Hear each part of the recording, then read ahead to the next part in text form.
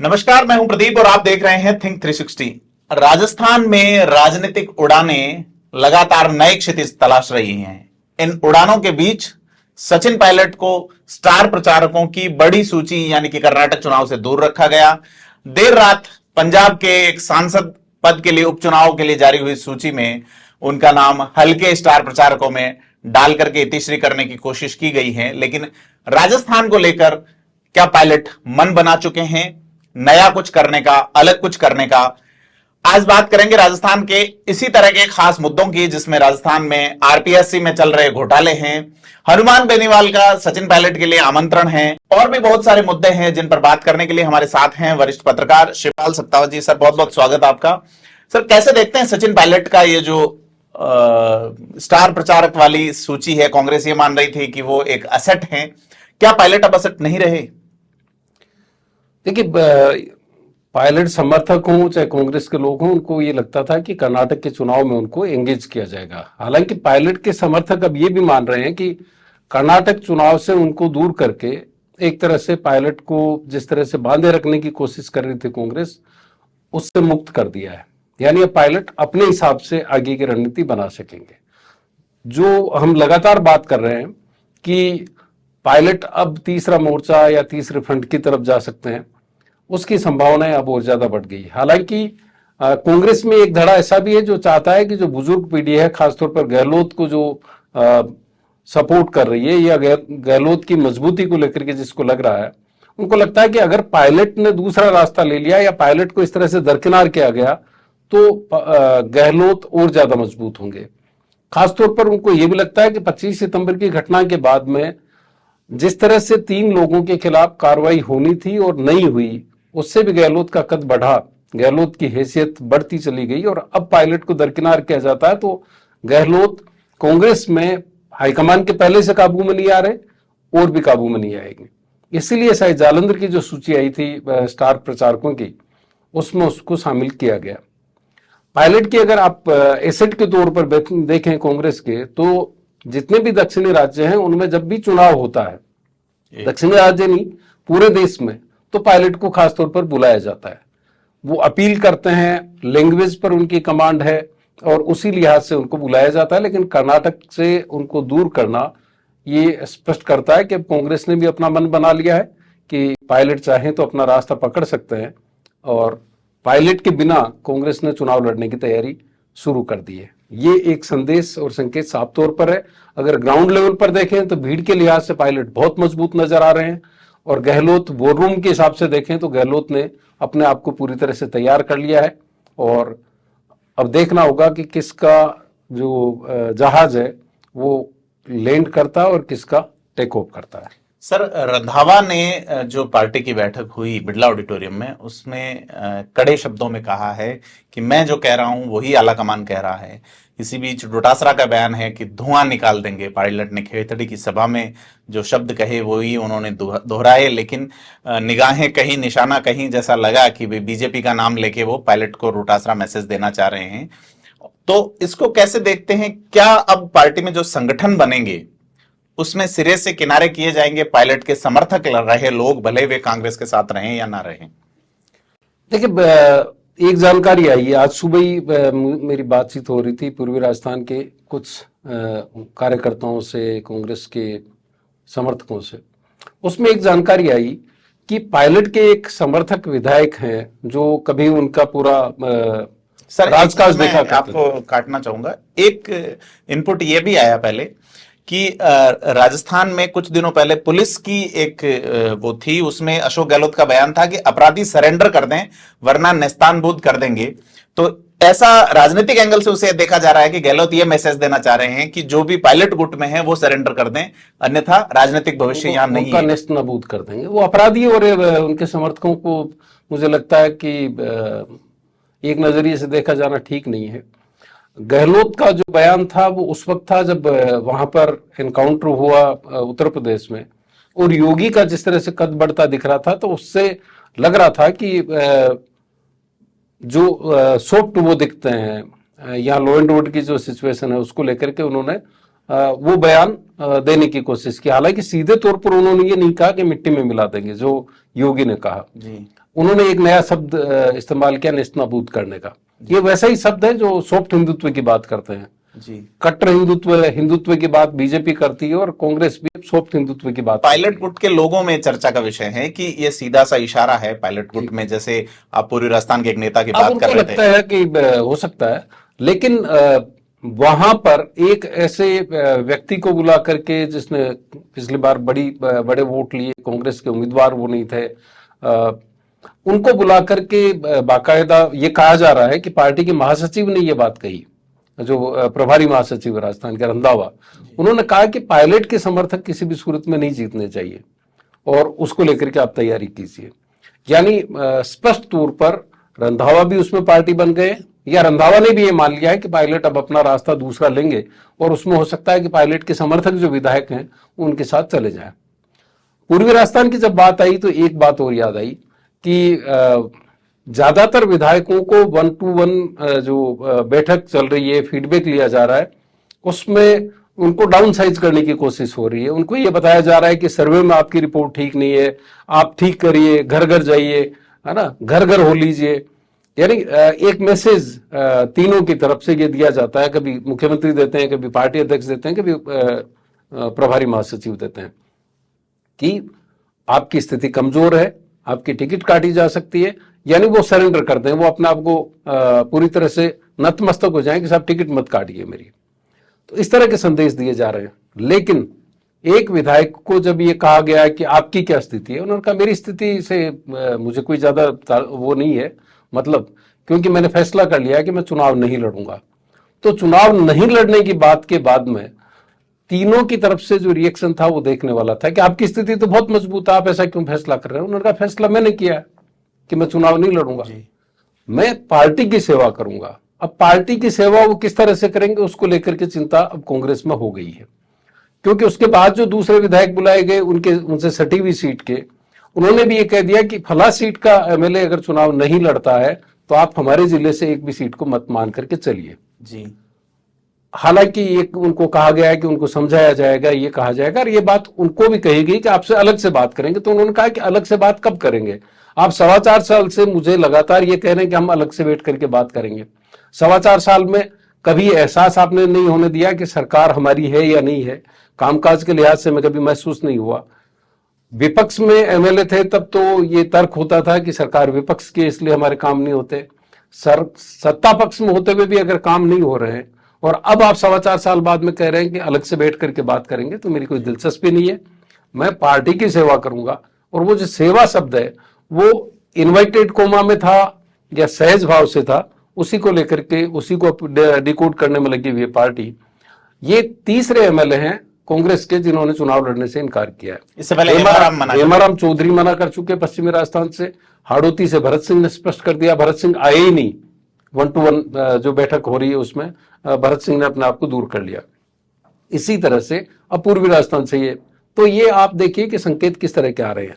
हालांकि पायलट को लेकर के अगर पायलट तीसरी पार्टी की तरफ जाते हैं, तीसरा मोर्चा बनाते हैं या कांग्रेस में रहते हैं, उसको लेकर के कई तरह की चर्चाएं हैं। कांग्रेस का एक धड़ा, खासतौर पर आचार्य प्रमोद कृष्णन जैसे नेता कतई नहीं चाहते कि पायलट छोड़ करके जाए। ये मैसेज भी ऊपर दिया गया है कि अगर पायलट छोड़ करके जाएंगे तो 25 सितंबर जैसी घटनाएं लगातार होंगी, आपको गहलोत पहले से नहीं काटते, अब आगे और नहीं काटेंगे। इस तरह के संदेश भी दिए जा रहे हैं। लेकिन पायलट को लेकर के जो अब समीकरण बनते दिख रहे हैं, उससे गहलोत खेमा, खासतौर पर कांग्रेस के खेमे को ये लग रहा है, गहलोत के खेमे को, कि अगर पायलट अलग पार्टी बना लेते हैं तो उनकी जीत आसान होगी। वो बिल्कुल निश्चित भाव से है। जीत इस लिहाज से भी नहीं कि सीटें कितनी जीतेगी, वो ये साबित कर देंगे कि वो अजय है। कांग्रेस की राजनीति में उनको कोई नहीं हरा सकता। पहले मदेरणा उनको नहीं हरा पाए, पहले मिर्दा उनको नहीं हरा पाए, पहले नटवर सिंह उनको हरा नहीं पाए, राम सिंह बिश्नोई नहीं हरा पाए, हरदेव जोशी नहीं हरा पाए, सीपी जोशी नहीं हरा पाए, नवल किशोर शर्मा नहीं हरा पाए। तो अब अगर पायलट भी चले जाते हैं तो गहलोत का जो अजयी वाली स्थिति है वो अपने आप को साबित कर सकेंगे, और आगे की जो राजनीति होगी उसमें गहलोत के सामने किसी तरह का चैलेंज नहीं होगा। इस लिहाज से वो जीत मान रहे हैं। दूसरा, उनको ये भी लगता है कि पायलट का जो वोट है वो बीजेपी की तरफ शिफ्ट होने के बजाय अगर तीसरे रास्ते पर जाता है तो कांग्रेस के लिए स्थिति और जो ज्यादा बेहतर होगी।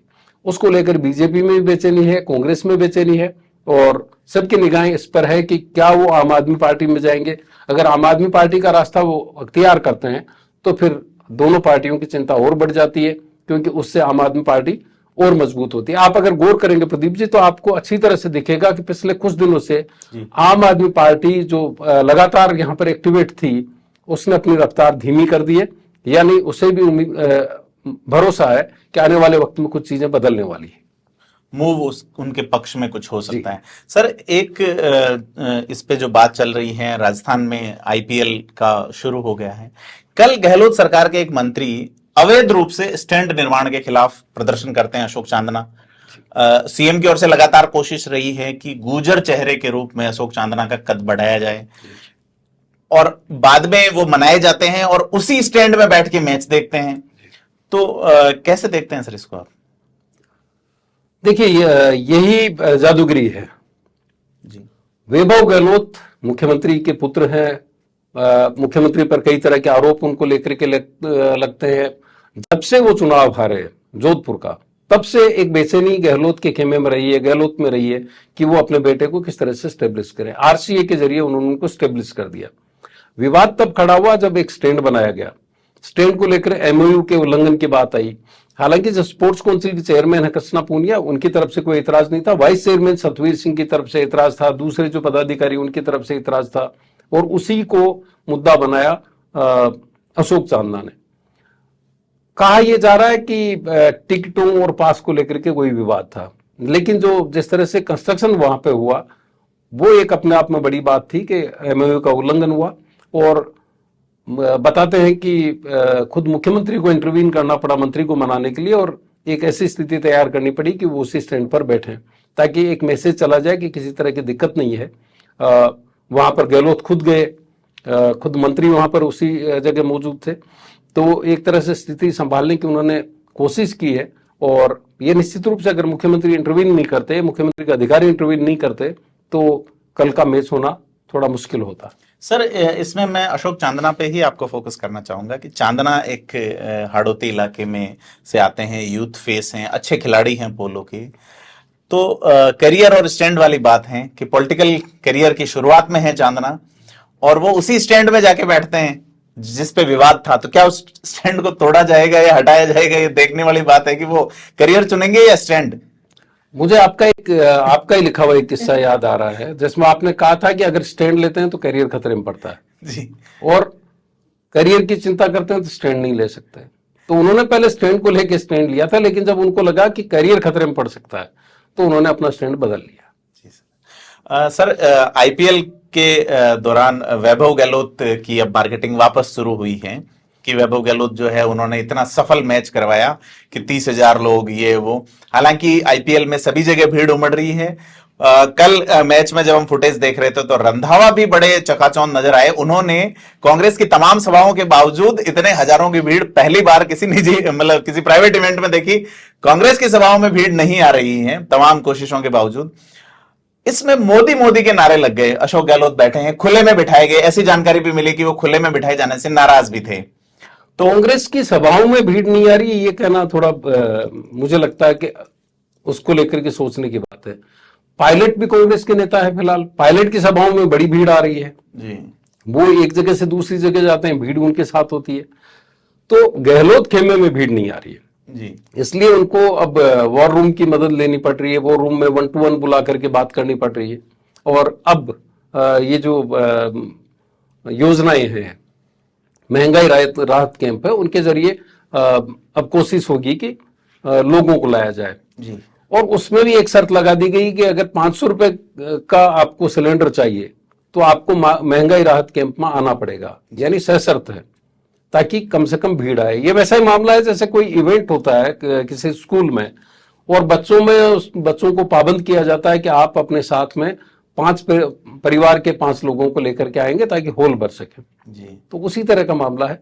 जहां तक मैच की बात है, रंधावा को लेकर के कई दिलचस्प टिप्पणियां थी। कांग्रेस के एक नेता ने कल जब उनको देखा तो मुझे कहा कि आपके पास अगर पुरानी फोटो हो, जब रंधावा यहाँ पर आए थे पंजाब से, जी तब से अब तक के फोटो में अगर आप मिलान करके देखेंगे तो रंधावा के चेहरे की रंगत जो है वो आपको बड़ी दिलचस्प दिखेगी। अब रंगत अलग तरह की जी है ना। उनका इशारा अलग तरह से था कि सत्ता का जो नशा होता है, सत्ता का जो आनंद होता है, वो आप रंधावा के चेहरे पे देख सकते हैं।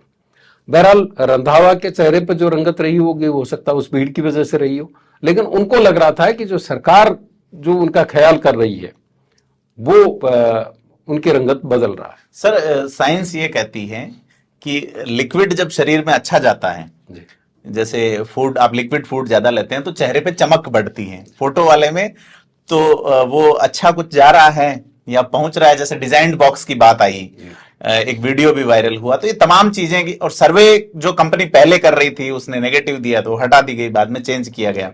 खैर, हम लिक्विड राजनेताओं के लिए कई तरह के होते हैं। जी, जी। फीडबैक भी लिक्विड होता है कि सरकार आ रही फीड है, या फीडबैक दोनों तरह के। लेकिन जो आप कह रहे थे मोदी मोदी के नारे लगे, ये आमतौर पर होता है जब भी भीड़ होती है तो मोदी के समर्थक इस तरह से माहौल बनाते हैं।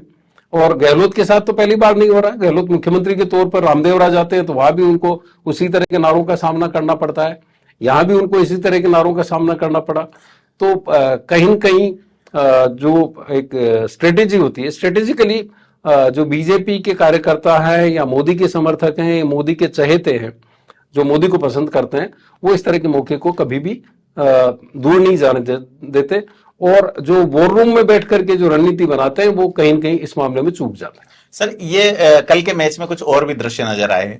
लोग भीनमाल को जिला बनाओ के पोस्टर लहरा रहे हैं, बांदीकुई को जिला बनाओ, सूरतगढ़ को जिला बनाओ, ऐसे पोस्टर भी लहरा रहे हैं। तो कारण है, उनको लगता है कि एक तो स्क्रीन पे उनकी बात जाएगी, स्क्रीन के जरिए जाएगी, जी ये लगेगा कि लोग इसको चाहते हैं। दूसरा कारण ये भी हो सकता है कि मुख्यमंत्री के पुत्र का आयोजन है, जी तो शायद उनके पुत्र के जरिए मुख्यमंत्री तक बात पहुंच। सर, एक इनपुट ये आया है कि कल का जो घटनाक्रम हुआ, एक तो ओपन स्टैंड में बिठाया गया गेस्ट को वीआईपी में, जबकि क्लोज स्टैंड्स होते हैं उस, तो लोग देख के, सीएम को देख के नारे लगा रहे थे। तो ऐसा कहा जा रहा अब आने वाले मैचेस होंगे उसमें ये वीआईपी विजिट प्रभारी सीएम वगैरह शायद ना जाएं। तो ये तमाम चीजें मैच को लेके आ रही है। सर, आपने एक बात कही थी कि जादूगर जी, तो आज एक ट्रेंड कर रहा है कि जादूगर जादूकर। अपन सभी जीवन में कभी न कभी जादू देखते हैं। जी, जैसे जादू खत्म होता है, पब्लिक के हाथ में बहुत सारी चीजें होती हैं, उसके सामने मिठाई प्रकट कर दी जाती है, कई तरह के विस्मय और कई तरह की सुविधाएं व्यवस्थाएं प्रकट कर दी जाती है, लेकिन जब जादू समिटता है तब पब्लिक के पास कुछ नहीं होता। तो क्या जादूगर का जादू इसीलिए जादूगर चल रहा है कि कुछ पब्लिक कुछ क्या फील करेगी? क्योंकि एक चीज आई है कि जो जिले बदलने वाला हुआ है, इसमें प्रति परिवार 500 रुपए का खर्चा है मिनिमम, पता बदलने का, आधार कार्ड में बदलाव का, पैन कार्ड में बदलाव का, प्रति परिवार। तो क्या ये इसी तरीके का जादू है कि आपको 500 रुपए का फायदा लेने के लिए उस कैंप तक आना है, वहां तक का आपको टाइम एक दिन का देना है, आपका ट्रांसपोर्टेशन देना है? एक दिन में नहीं होता। आधार कार्ड में कई बार तो आपको कई बार जाना पड़ता है। जी पता चलता है कि सर्वर डाउन हो गया, जी प्रोसेस इतना लेंदी होता है कि उसमें बहुत दिक्कतें आती है। तो अकेले मामला सिर्फ यही नहीं है। अब व्यापारियों में एक बेचैनी है। व्यापारियों को लगता है कि अगर उन्हीं के ऊपर आकर के कुछ अधिकारी बैठ जाते हैं तो इंस्पेक्टर आज किस तरह से काम करेगा। जी यहां तक कि जो मंडियां बनी हुई थी, अलग अलग जगह की मंडियों की अपनी अपनी खासियत थी, उन मंडियों को जिस तरह से बांटा गया है उसको लेकर के भी कई तरह के एतराज आ रहे हैं। तो फीडबैक जो है वो एक तरफा नहीं है। जिला बनाने के बाद में जो उम्मीद थी सरकार को कि सब कुछ चीजें बदल जाएगी, वो फीडबैक अब ये भी आ रहा है कि जिलों का जो ये संरचना की गई, जिलों का जो एक माहौल खड़ा किया गया, ये उल्टा भी पड़ सकता है। खासतौर पर उन जगहों पर जो जिले की डिमांड कर रहे थे जिनको शामिल नहीं किया गया। कई जगह जिले 40 किलोमीटर की दूरी पर कर दिए गए। 40 किलोमीटर के बाद में दूसरे जिले की सीमा स्टार्ट हो जाती है। तो कई लोगों को लगता है कि ये भी एक बड़ी मजाक है और कई लोग उस पर सटायर भी कर रहे हैं। सर, एक पहली बार मेरे गांव में इतने लोग हैं और मेरे गांव को भी जिला बना दीजिए। तो इस तरह के सटायर भी हो रहे हैं। 50 किलोमीटर की, मतलब 50 किलोमीटर की दूरी पे संभाग मुख्यालय है, जिले तो बाद की बात है। तो ऐसा पहली बार है कि कंटिन्यू टच कोई संभाग मुख्यालय सीधा मिला है राजस्थान में, पाली और जोधपुर। सर इसमें एक चीज ये आ रही है कि प्रदेश में लंबे समय से सेटलमेंट नहीं हुआ था जो रेवेन्यू का, तो इसमें बड़ी दिक्कत आएगी कि आपका खेत अगर किसी और जिले में चला गया या आपका मकान किसी और जिले में है, दो भाइयों का, तो रेवेन्यू को लेके काफी तरह के केसेस और अलग चीजें भी देखने को मिलेंगी। हालांकि क्या परिसीमन होता है जिलों का, किस तरह से सीमाएं निर्धारित करते हैं, अभी तक जो चर्चा है वो ये है कि तहसील स्तर पे जोड़ा जाएगा, तो तहसील वाले से एक उम्मीद तो कर सकते हैं कि उनका जो सीमांकन है वो बेहतर तरीके से होगा, खासतौर पर जो आप रेवेन्यू के सीमांकन की बात कर रहे हैं जी। लेकिन जिस तरह से संरचना की गई है उससे लगता है कि जैसे अचानक कोई जादू कर दिया गया हो। सूचना तो ये भी है कि सचिवालय में बैठे हुए बड़े अधिकारी को भी अंदाज नहीं था कि इस तरह की जिले की घोषणा हो सकती है। सूचना ये भी है कि जिनको रिपोर्ट देनी थी उनको भी ये अंदाज नहीं था कि इस तरह से भी जिले घोषित हो सकते हैं। तो इस तरह की चर्चाएं हैं। वो आप ठीक कर रहे हैं सर, ये तहसील सच वाला है कि जिलों की जरूरत थी, जिले बनाए जाने चाहिए थे, जिलों की डिमांड लगातार चल रही थी।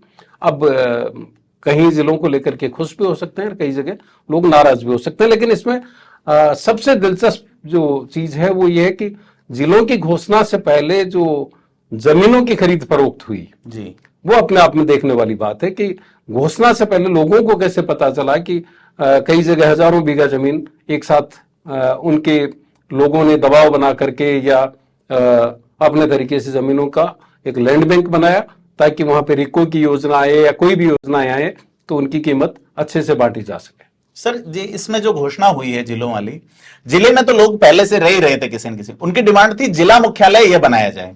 तो आप देखिए बांदीकुई की डिमांड थी, बहरोड बन रहा है जिला मुख्यालय, तो जमीनों का खरीद फरोख्त जिला मुख्यालयों पे इस तरह के जो छोटे छोटे गांव थे जैसे दूदू जिला बन गया। देखिए बहरोड में या कोटपुतली में लोगों को उम्मीद हो सकती है जी। लेकिन जो एक जिला बनाया गया खेरथल, हाँ, खैर वहां पे जो जमीनों की खरीद फरोख्त हुई वो बहुत बहुत बड़ी बात है। जी, जी। ब्यावर की डिमांड थी, केकड़ी की डिमांड अचानक क्रिकेट हुई, लेकिन उससे पहले लैंड बैंक वहां पे पहले ही तैयार शाहपुरा कर का लिया भी गया। कुछ आ रही है चीजें सर। तो इस तरह की जानकारियां भी आ रही है और सरकार को उसको खुद अपने स्तर पे जांचना चाहिए, क्योंकि हर जगह ईडी इंटरवीन करे, ईडी आकर के जांच करे, ये बहुत मुश्किल होता है।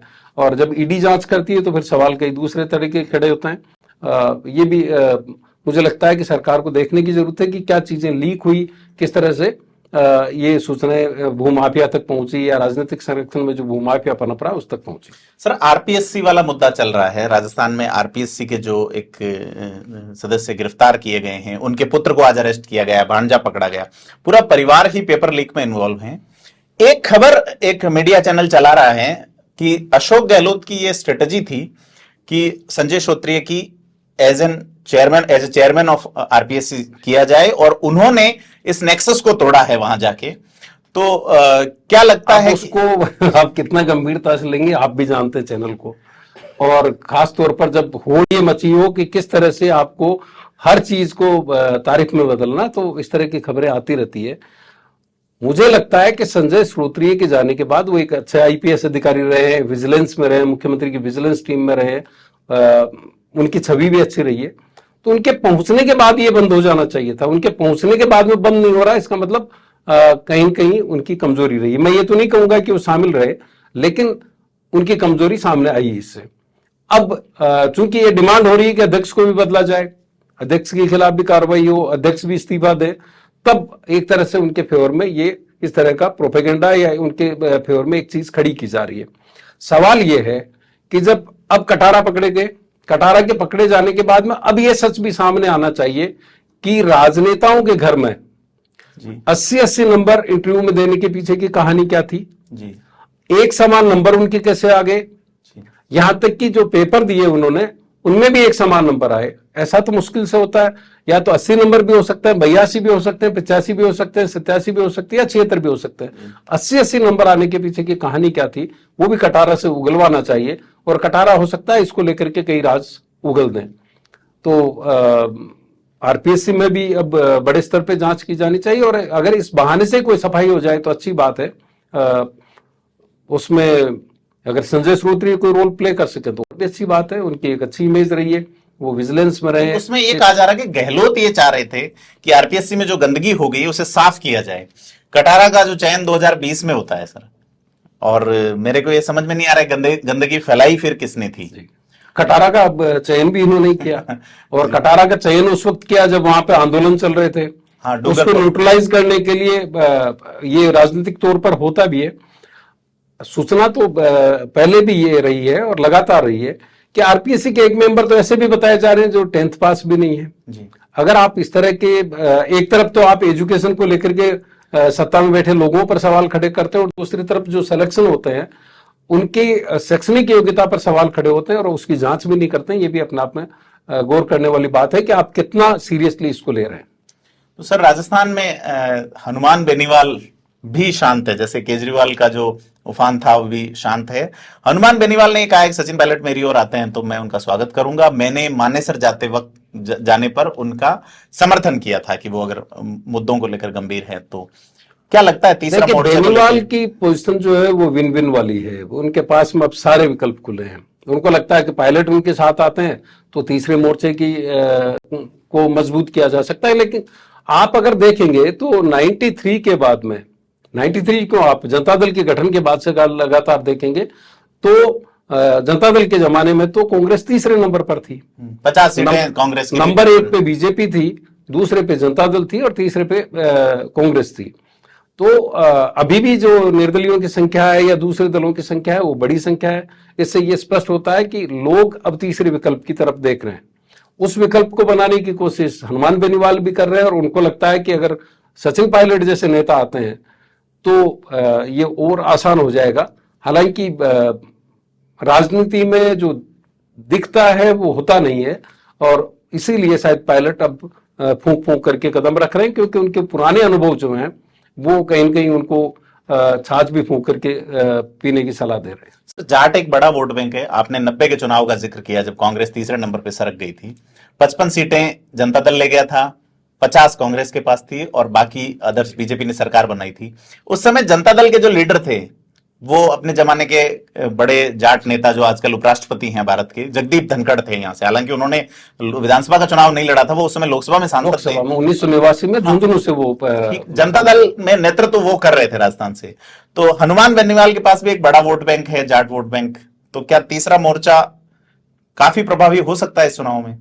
देखिए, जनता दल का नेतृत्व की अगर बात करें तो जनता दल का नेतृत्व उस वक्त कर रहे थे नाथुराम मिर्धा और कल्याण सिंह कालवी जी, और मोहन संगानी जनमोर्चा के संयोजक थे, इसलिए स्वाभाविक तौर पर वो जनता दल के लीडर थे।